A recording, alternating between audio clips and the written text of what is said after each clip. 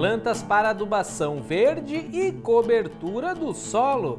Em nossa série especial, saiba mais sobre a mucuna e a importância dessa espécie na produção agrícola sustentável. Adubação no tomateiro. O quadro Epagre Responde traz um especialista falando dos benefícios dos fertilizantes orgânicos e minerais na cultura. E ainda solução ambiental na piscicultura. Veja como os resíduos de peixes são desidratados e passam a fazer parte de uma ração de ótima qualidade nutricional. Olá a todos! Começando mais um SC Agricultura, o programa de TV nacional da Epagre. Sejam todos bem-vindos. Iniciamos a edição de hoje com o quadro Epagre Responde. A pergunta vem de um agricultor e estudante de agronomia lá de Caçador. A dúvida dele é sobre os benefícios que se pode ter utilizando adubos orgânicos e minerais na cultura do tomateiro.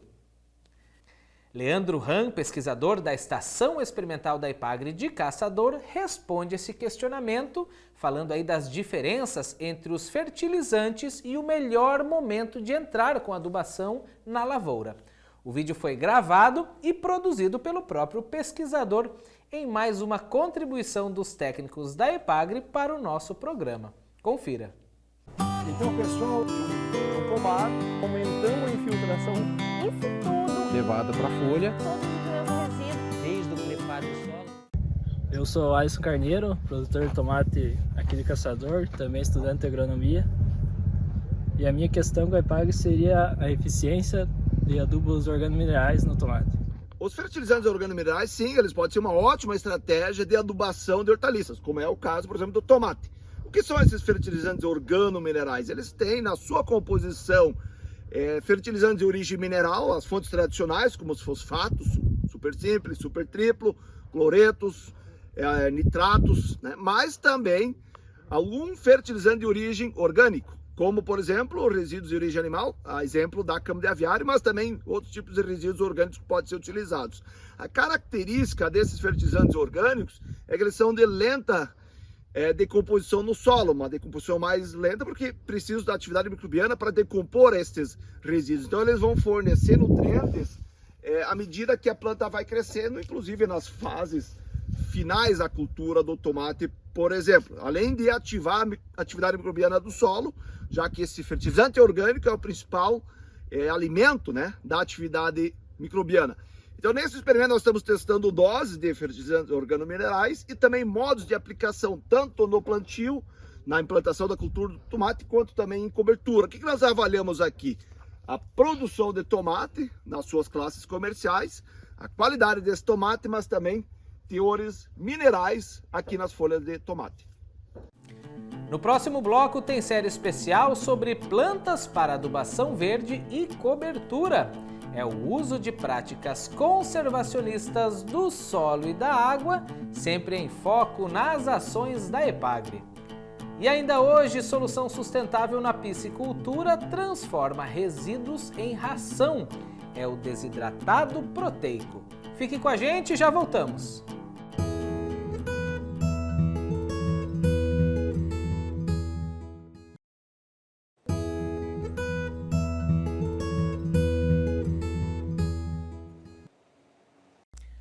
O uso de práticas conservacionistas do solo e da água está sempre em foco nas ações da Epagre.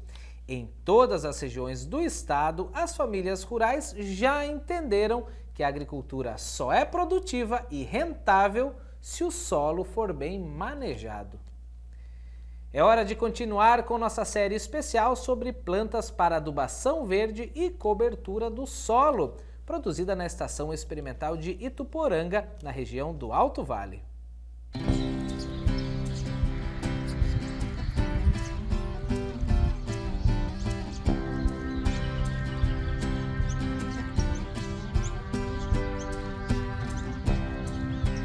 Essas parcelas aqui a gente pode observar, são basicamente 3 tipos de mucuna diferentes, mas a gente observando uma visão geral da parcela, todas elas têm o mesmo comportamento, praticamente a mesma produção de massa, as mesmas características. E claro, a quantidade de sementes elas variaram um pouco em função do tamanho. Uma delas, que é a mucuna precoce, a semente é maior, então foi em torno de 60 quilos. Tem uma outra espécie que a semente é um pouquinho menor, se assemelhando muito a uma semente de soja. Essa já foi quase 100 quilos por hectare. Mas todas elas, se a gente observar aqui, tem praticamente o mesmo comportamento. Então o que a gente fixa bastante é a capacidade que essas plantas têm de concorrer com as ervas daninhas e dominar as ervas daninhas e criar um ambiente interno de palhada, de resíduos, de micro-organismos que estão presentes, de estruturação do solo e algumas características que a gente só vai ver daqui a alguns meses, que é a questão do efeito da alelopatia em cima de muitas ervas daninhas, fora a questão da fixação de nitrogênio. Então, se a gente olhar aí numa outra característica importante, a gente avaliar aqui quanta massa é produzida por metro quadrado, provavelmente nós vamos chegar acima de 10 toneladas de massa por hectare. E essa quantidade de massa ela poderia ser enriquecida se a gente ainda usasse uma outra espécie como tutora, como por exemplo o milho, o sudão, algumas espécies de sorgo, para que a mucuna vá crescendo e vá se pendurando ao longo do seu desenvolvimento, vá se pendurando nessas plantas e aumentando a sua quantidade de massa. Isso praticamente consegue dar um incremento, às vezes de 30% a 50% a mais de massa, pelo simples fato de ela estar sustentada em alguma outra planta. Essa aqui é outra situação onde a gente presencia a mucuna numa parceria com o milheto e mais adiante com o sudão, né? Capim-sudão. São duas espécies que têm também essa capacidade, como o milho, de segurar a mucuna numa situação mais alta, mais longe do chão, criando uma nova camada por cima. E uma coisa importante, provavelmente essa mucuna aqui só vai morrer quando der uma geada forte. Então, eu posso segurar ela na lavoura, às vezes até junho, julho, quando eu vou ter uma geada bem forte para realmente queimar ela, né, e vai acabar matando a planta. Ou então, se fosse do interesse do produtor, entrar com rolo-faca ou uma trincha, que são alguns equipamentos hoje que os agricultores têm disponível para estraçalhar essa palhada aí. Se puder evitar o uso de grade, porque a grade acaba revolvendo de novo o solo. Então, equipamentos como rolo-faca são os melhores para a gente usar nesse tipo de situação.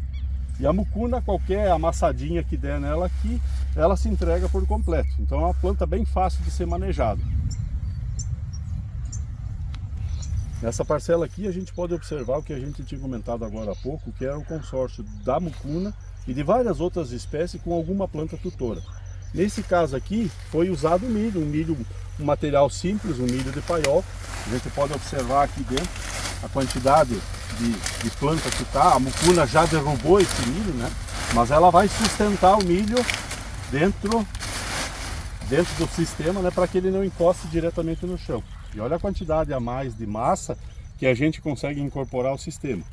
Eu tenho a palhada, eu tenho o carbono e tenho o nitrogênio. Aí toda a vida no solo que vai se desenvolver. Fora a questão do sistema radicular do pé de milho, que é extremamente importante. Na maioria dos dias de campo que a gente costuma ir, quando a gente observa lá as trincheiras cavadas, nós temos trincheira com mais de 1,5 m, às vezes até 3 metros de profundidade do sistema radicular do milho, trabalhando e melhorando o perfil e a estrutura desse solo. E é o que a gente consegue comprovar aqui. A parcela aqui então é uma parcela do capim-sudão, já agora semeada depois do dia 20 de fevereiro, em torno dos 50 dias de cultivo. Se a gente observar aqui, está desenvolvendo muito bem, está crescendo muito bem, cobriu praticamente todo o solo, ajuda a evitar a erosão, vai dar uma grande quantidade de massa ainda. Nós ainda temos pelo menos mais uns 2 meses e pouco de crescimento para essa espécie aqui. É uma das poucas espécies que consegue crescer bem no final do verão. Já teve várias empresas aqui que testaram vários tipos de adubação verde diferente e o pessoal sempre relata que das experiências o sudão foi uma das espécies que conseguiu quanto mais tarde o plantio ali até março, meados de março, foi a espécie que ainda desenvolveu a maior quantidade de massa seca no final do cultivo. Sempre lembrando que as espécies de verão também têm isso. Se elas são semeadas em setembro, outubro, o desenvolvimento de matéria seca delas é muito maior. Agora, na impossibilidade da semeadura no cedo, eu tenho alguma cultura que eu já tenho semeado na minha área de lavoura, eu vou ter que esperar um pouco. O limite, então, para espécies de verão seria o mês de março, onde eu vou, de repente, fazer um cultivo com o capim-sudão, que é uma das possibilidades. O próprio milho, mas hoje a gente tem muito problema com a cigarrinha, o milheto, né, e a mucuna são as duas espécies aí que a gente acha que tem observado um desenvolvimento melhor. Então a gente pode observar nesse plantio aqui, ele foi um plantio de 12 de dezembro de 2023. Então a gente observar hoje aqui a altura que ele está praticamente com 3 meses, quase 3 meses e meio. Então, você vai observar a quantidade de matéria seca, ele já está encerrando o ciclo. Mas como característica de toda espécie de sorgo, esses rebrotes, né? Se a gente acamar ele provavelmente hoje, com um rolo-faca, talvez daqui a 30 dias nós vamos ter muito rebrote disso aqui. Talvez não, com certeza nós vamos ter rebrote desse aqui dentro da área de lavoura, né?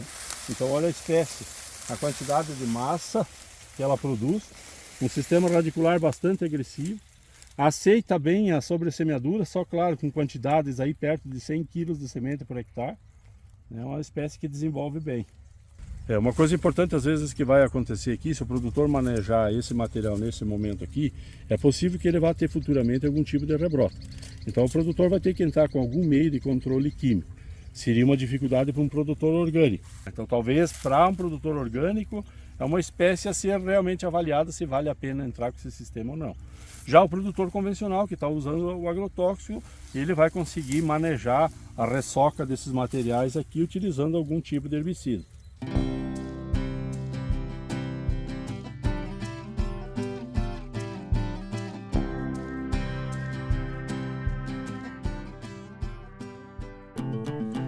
A seguir, resíduos de peixes desidratados viram ração de ótima qualidade nutricional. Conheça essa solução ambiental na piscicultura. Os detalhes depois do intervalo, não saia daí.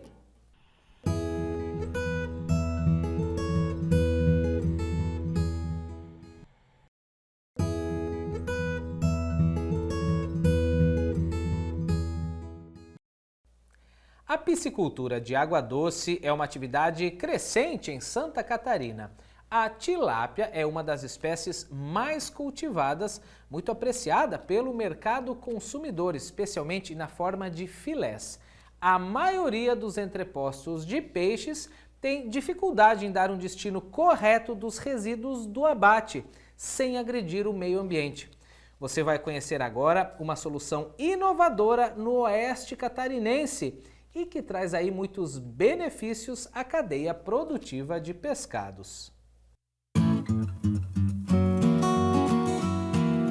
Em 2008, visitamos o frigorífico Pescado Pinhal, em Concórdia, num dia de trabalho intenso, como vem acontecendo até hoje.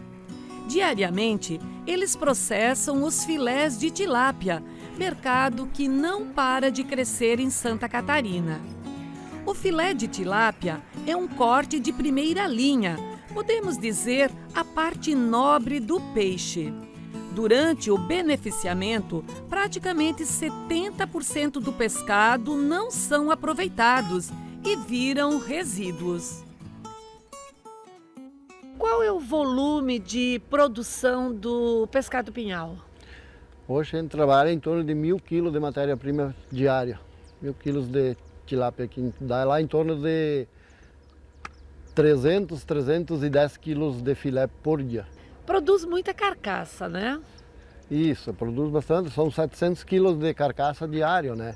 E isso, há um tempo atrás, era problema para nós, porque a gente não tinha onde pôr e tal, né? Existe uma grande sobra de cada peixe processado dentro de um frigorífico de peixes. A partir desse momento, a gente começou a fazer algumas análises e percebemos que os volumes eram expressivos e que havia uma grande necessidade para esse tipo de público, que eram soluções para transformar um produto que tinha uma qualidade boa, porque saíam de estabelecimentos que tinham uma inspeção municipal, estadual, federal, enfim, e que mesmo com essas boas condições acabavam indo para o meio ambiente muitas vezes, em aterros e assim por diante, ou então eram jogadas nos lagos e assim por diante, na ideia de alimentar os peixes. E isso não é ambientalmente correto e isso causa um impacto ambiental muito grande. Então nós percebemos aí uma grande oportunidade.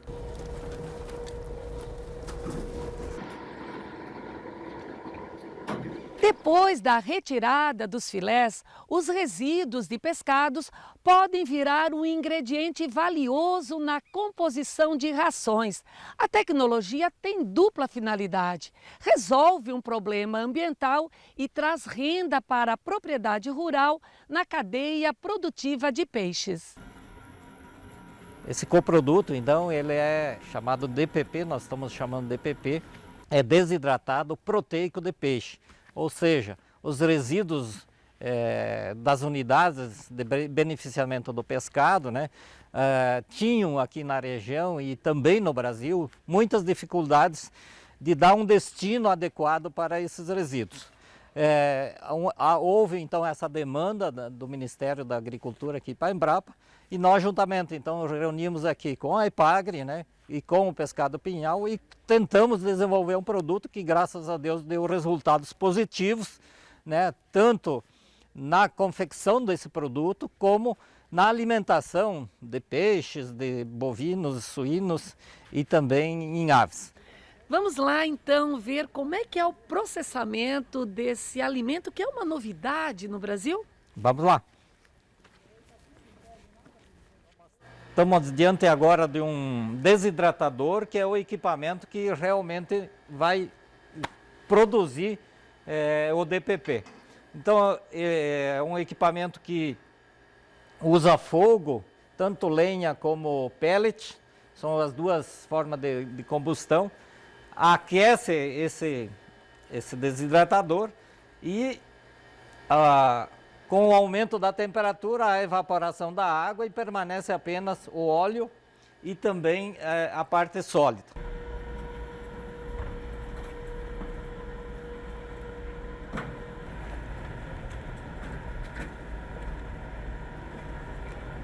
Neste momento nós estamos vendo o desidratador abastecido, então com carcaças de peixes, né, oriundo da filetagem de tilápia.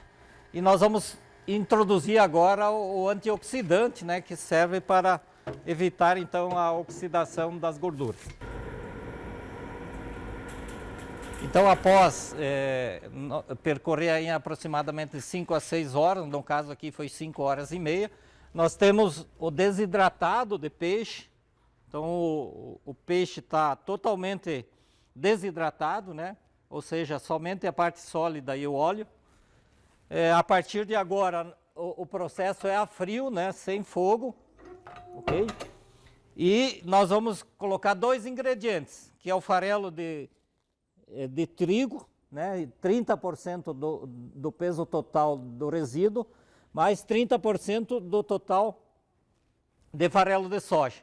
E aí está pronto, deixar misturar bem, né? Está pronto o coproduto que nós chamamos de DPP, ou seja, desidratado proteico de peixe.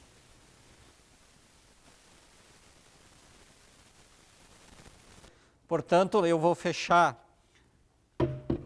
o desidratador e a partir de agora nós vamos deixar aproximadamente 1 hora girando para que ele misture bem esse produto, né? Então, após a mistura no desidratador, nós faremos a moagem desse produto para evitar algumas partículas maiores, né, que possam prejudicar a alimentação dos peixes.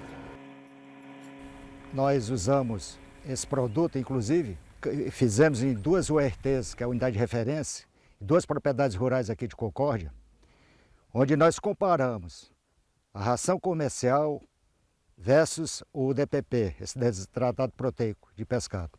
Foi avaliado a conversão alimentar, que é o quilo de ração que é dado para os peixes em relação ao quilo de que é produzido, o ganho de peso dia e o custo de produção. E o resultado final, o DPP, é 3 vezes menos custoso do que a ração comercial. Exemplo, enquanto nós tivemos o DPP custando o quilo dessa ração para produzir um quilo de peixe, em torno de R$ 2,33 o quilo, as rações comerciais ultrapassaram a R$ 6,00 o quilo. Isso mostra altamente satisfatório na cadeia de produção de peixe para os produtores locais aqui do nosso município e, logicamente, para toda a região. Nós fizemos todos os estudos de valor nutricional e de inocuidade, então nós sabemos que o processo é eficiente no sentido de também eliminar qualquer patógeno. Então o produto final, quando o processo é bem executado, é um produto que tem todas as características necessárias para que seja utilizado como ingrediente para a produção de rações.